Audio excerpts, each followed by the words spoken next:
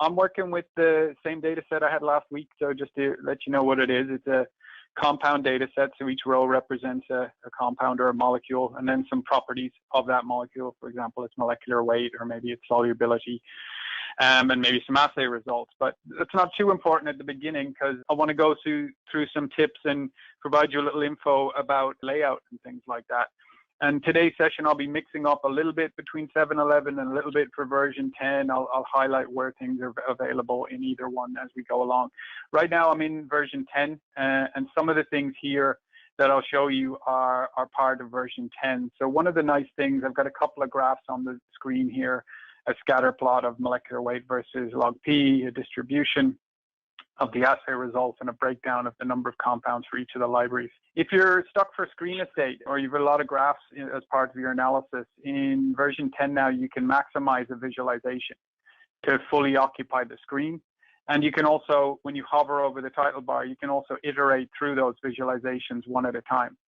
And those visuals remain fully interactive of links. So if I mark these high assay results here, hover over my title bar and go back, I'll see where those corresponding results are in my scatter plot. Or if I go back a step further, I'll be able to see my pie chart. And this little restore icon here in the middle brings you right back to your exact layout as it was at the beginning.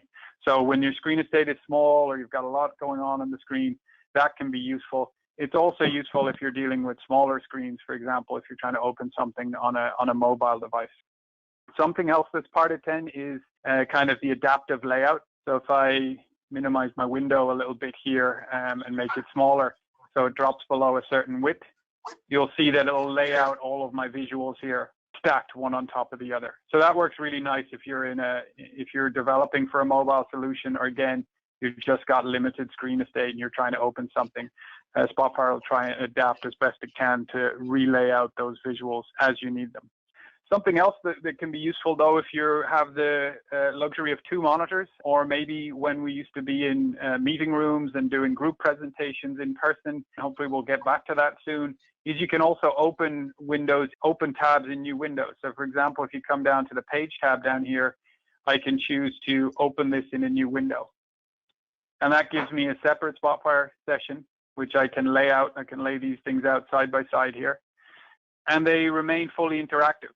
And you can open different pages here between the different sessions, and they remain completely linked. So you can put one on one monitor and one on another and get twice the amount of Spotfire real estate available to you.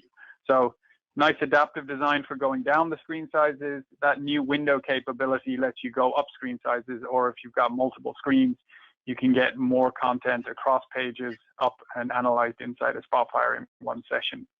That also works in the web clients. So if you're rolling things out through the web clients, for example, here, I've got a clinical dashboard open.